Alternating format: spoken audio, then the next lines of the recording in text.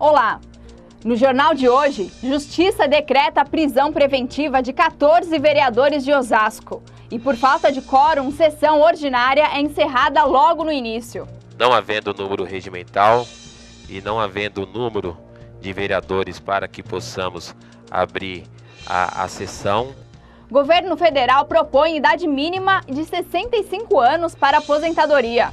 Atualmente não existe idade mínima. O que conta é o tempo de contribuição ao sistema previdenciário. E aumenta o número de brasileiros entre 60 e 64 anos de idade no mercado de trabalho. O percentual de idosos ocupados com idades entre 60 e 64 anos aumentou de 47,6% para 52,3%.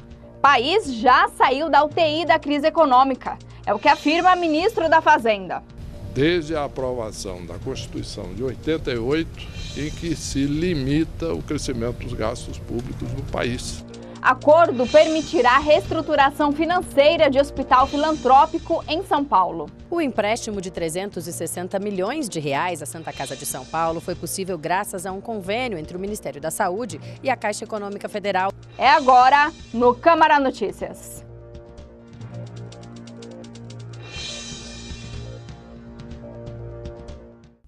Na última terça-feira, a Justiça determinou a prisão preventiva de 14 vereadores de Osasco, supostamente envolvidos na Operação Caça-Fantasmas, deflagrada pelo Ministério Público de São Paulo. Apenas 6 parlamentares compareceram à 73ª sessão ordinária do ano na Câmara Municipal. O vereador Cláudio da Locadora presidiu a sessão, ao lado da primeira secretária, a vereadora Mazefa Varão. Mas o presidente em exercício encerrou o expediente logo no início por falta de quórum.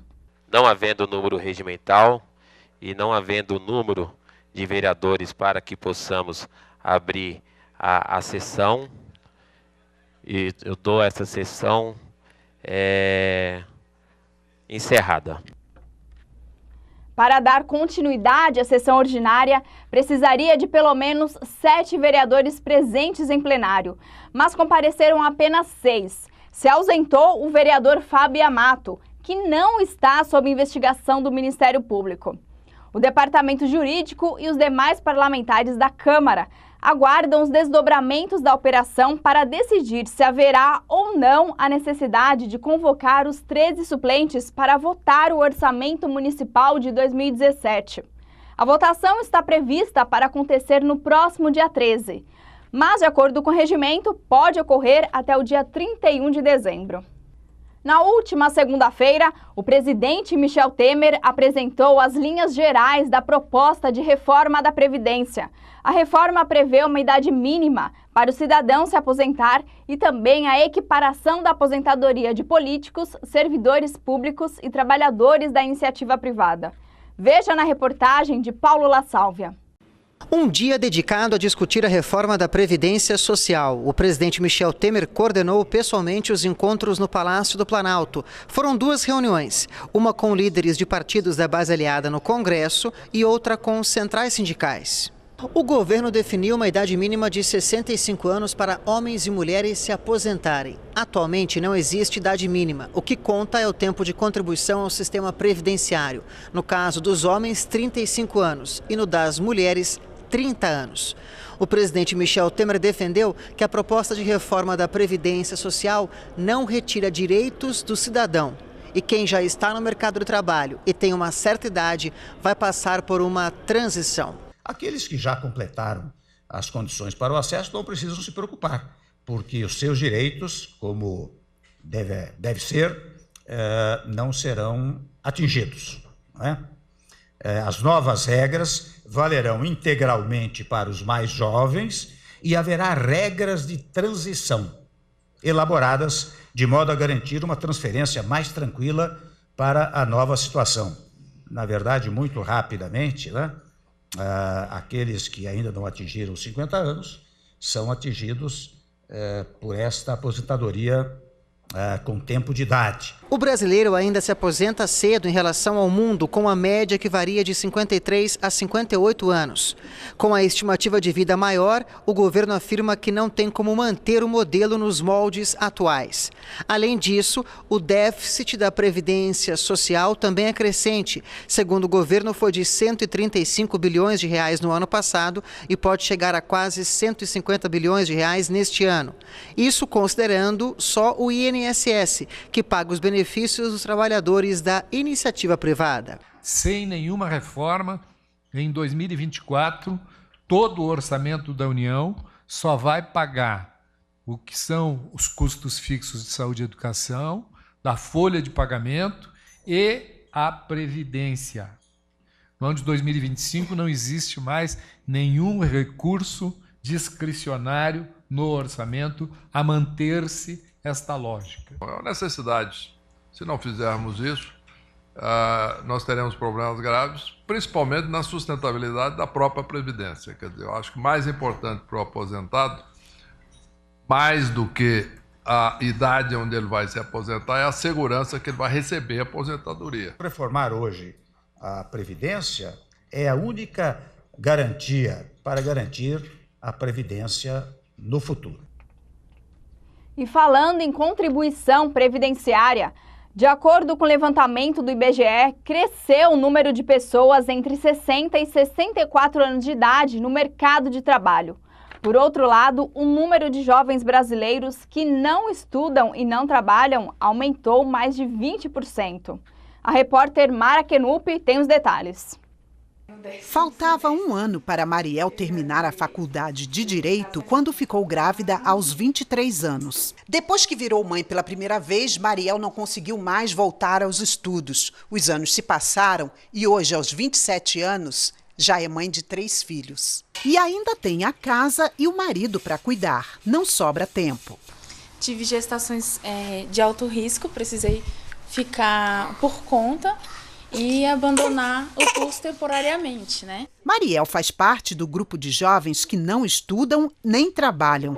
Um levantamento feito pelo IBGE, o Instituto Brasileiro de Geografia e Estatística, revela que essa geração cresceu em 2015 em comparação ao ano anterior, de 20% para 22,5%. A faixa etária entre 18 a 24 anos tem a maior incidência de jovens que não estudam nem trabalham, com 27,4%, seguido pelo grupo de 25 a 29 anos, com 24,1%. Ainda segundo o IBGE, os cuidados com a casa e filhos acabam sendo uma barreira para a entrada de muitas mulheres no mercado de trabalho. Foi assim com Mariel, mas ela ainda pretende mudar essa história. Não ser só a mãe dos meus filhos, mas também ter o meu papel como um profissional, trabalhar e tudo mais. Já Maria Messias, que completa 60 anos dia 25, se prepara para se aposentar. Entrou para o mercado de trabalho por necessidade aos 15 anos. Por isso parou de estudar, só tem a 4ª série do 1º grau. Mesmo com a aposentadoria batendo a porta, Maria Messias não quer parar de trabalhar. Porque parar não dá para parar. Uma porque preciso, né? E outra porque eu não vou ficar parada dentro de casa, eu não vou conseguir, entendeu? Então a gente tem que continuar na ativa, né? Até mesmo para fazer bem para a nossa saúde. Em 2005, eram 15 aposentados para cada 100 brasileiros em condições de trabalhar.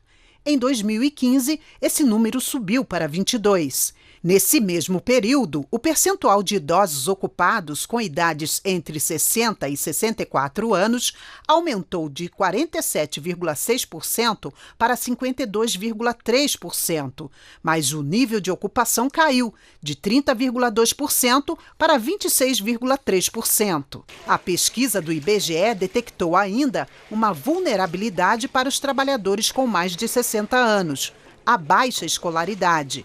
Mas Maria Messias ainda tem esperança de completar os estudos. O meu sonho era ser advogado. Nunca é tarde, né? Para começar. Pode ser que seja um plano, então? Pode ser. Quem sabe, né? Para distrair, né? Cabeça. Quem sabe eu chego lá. Você pode acompanhar os trabalhos realizados pelos vereadores de Osasco assistindo às sessões ordinárias que acontecem às terças e quintas-feiras às 15h. A Câmara Municipal fica na Avenida dos Autonomistas, 2607, no centro. Quem preferir pode acompanhar aí do sofá de casa. As sessões são transmitidas ao vivo pela TV Câmara Osasco e também pela internet. E depois você pode ainda conferir o vídeo na íntegra, lá no nosso site. Veja a seguir: Brasil já saiu da UTI da crise econômica. É o que afirma o ministro da Fazenda. Desde a aprovação da Constituição de 88, em que se limita o crescimento dos gastos públicos no país.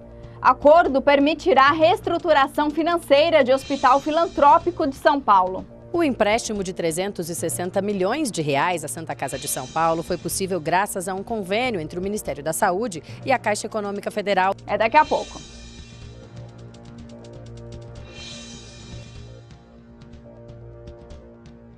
Oi, só mulherada. Se hoje for dia de bebedeira, não vá fazer besteira não, hein? Tipo, pegar a estrada ou pegar carona com quem bebeu. Melhor terminar a noite solteira. Se cuida, mulher.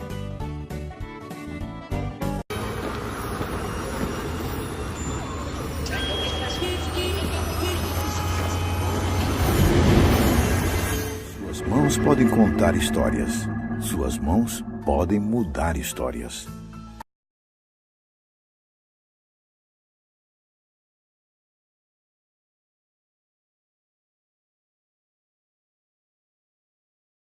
Antes, você tinha que correr de um lado para o outro quando acontecia um problema com uma compra. E acabava tendo que esperar, perder dinheiro, se estressar. Agora, acessando consumidor.gov.br, você pode resolver suas questões de consumo com as maiores empresas do Brasil pelo computador ou smartphone usando só uma mão. 8 em cada 10 casos resolvidos em até 7 dias. Pesquise, reclame, resolva. Consumidor.gov.br. Conciliação tá na mão.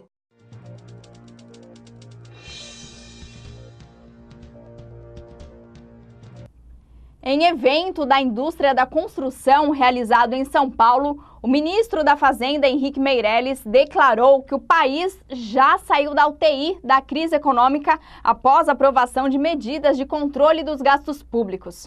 Confira na reportagem. Fazer em seguida. O ministro da Fazenda, Henrique Meirelles, destacou que as medidas propostas pelo governo para recuperar a economia seguem o ritmo de aprovação e que o país já saiu da UTI. O Brasil estava na UTI. Nós estamos enfrentando a maior recessão da história do país. Essa recessão não foi construída em meses, ela foi construída em anos. É uma recuperação que demanda um pouco mais de tempo. Por quê? Porque é uma crise muito profunda e muito longa. Mas é uma recuperação sólida. Meirelles indicou ainda que é preciso controlar os gastos públicos para preservar a capacidade de investimento do país. Primeira vez no Brasil, desde a aprovação da Constituição de 88, em que se limita o crescimento dos gastos públicos no país. E isso é fundamental, não é? Os gastos públicos, como proporção do produto, praticamente dobraram de 2006 até hoje. E isto é o que está gerando esta crise toda. O ministro do Trabalho, Ronaldo Nogueira, também participou do Congresso. Anunciou que o Programa de Proteção ao Emprego, o PPE, lançado em julho de 2015, vai ser mantido com o nome de Programa de Seguro ao Emprego, o PSE. Na prática, os funcionários podem ter a jornada de trabalho reduzida em até 30%, com redução proporcional do salário. Com redução de 30% na jornada, o salário cai 15%, pois o governo banca metade da redução com recursos do Fundo de Amparo ao Trabalhador. Com essa economia de cerca de 2,5 bilhões de reais anuais, estaremos financiando a continuidade do PPE, que passará a ser permanente com um custo de apenas 1,3 bilhões em 4 anos, para se manter 200 mil empregos. Foi assinado acordo que vai liberar 360 milhões de reais para a Santa Casa de Misericórdia de São Paulo. Os recursos serão liberados por meio de uma linha de crédito da Caixa Econômica Federal e utilizados para a reestruturação financeira do Hospital Filantrópico. O dinheiro deve ser liberado nos próximos 30 dias e vai servir para a reestruturação do endividamento bancário e com fornecedores da Santa Casa de São Paulo, considerada o maior complexo de assistência à saúde pública da América Latina. Reconhecida nacionalmente pelas pesquisas que desenvolve, a instituição também possui o maior cadastro de doadores de medula óssea do Brasil. Só com a redução de juros, quando as Santas Casas Filantrópicas saem do juro do mercado e vem para os juros do ProSUS, nós alocamos aí mais de 2 bilhões por ano na saúde, que deixam de ser pagos em encargos financeiros e passam a ser prestados em serviços de saúde. O empréstimo de 360 milhões de reais à Santa Casa de São Paulo foi possível graças a um convênio entre o Ministério da Saúde e a Caixa Econômica Federal. Por meio dele, a instituição consegue antecipar os recursos que recebe do governo pelos serviços médicos e internações hospitalares que realiza pelo Sistema Único de Saúde, o SUS, o que serve como garantia de pagamento do empréstimo. A Caixa quer levar as alternativas de crédito e o apoio a estas instituições para que elas possam se reestruturar, equilibrar as suas contas, buscar alternativa de melhor atendimento, até porque aumentou-se muito a busca pelo atendimento nos hospitais públicos desse país. Eu sempre vi a Caixa Econômica do passado como não um estabelecimento de crédito que pudesse apenas gerar lucros, né? Ou dividendos. A Caixa Econômica, para mim, na minha imagem, na imagem de todos, a Caixa Econômica Federal tinha sempre uma função social. Eu mesmo espero, mais uma vez, que isso se reproduza com as várias Santas Casas no país. No próximo bloco, você vai saber a previsão do tempo para a Grande São Paulo. Até já!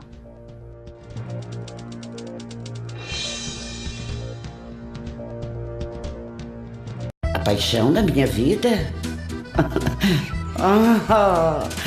A Fifi, minha cadelinha que eu encontrei na rua. A Fifi adora brincar com outros cachorros, passear pelo bairro. O que ela mais detesta é tomar banho. E a coisa que ela mais adora é criança. Ela é um amor. Quem cria nem sempre vê o que há de errado. Por isso, a propaganda precisa do CONAR.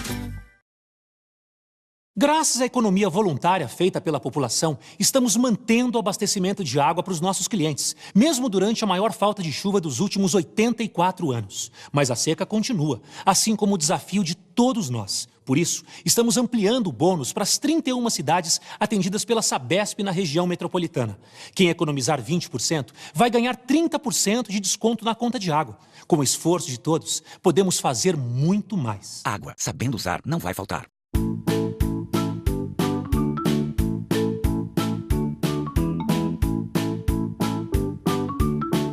Parabéns, Miguel.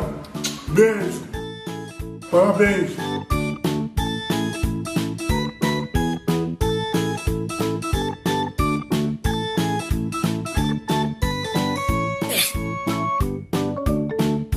Obrigado pela sua doação.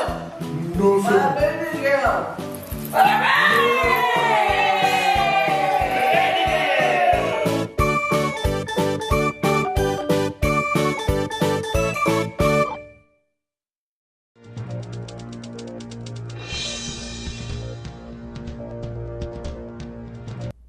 E chegou a hora de falar da previsão do tempo para a Grande São Paulo.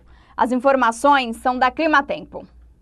A umidade vai aumentar no estado de São Paulo nesta quarta-feira. A região metropolitana terá um dia de bastante sol, as temperaturas sobem durante a tarde, faz calor e há possibilidade para um pouco de chuva no fim do dia. Esta chuva pode vir com raios, mas não dura muito tempo. Na capital, a mínima prevista é de 17 graus e máxima de 32 graus. Em Guarulhos, mínima de 16 e máxima de 33 graus. Por hoje é só. O Câmara Notícias fica por aqui. Nós nos vemos na próxima edição. Até lá!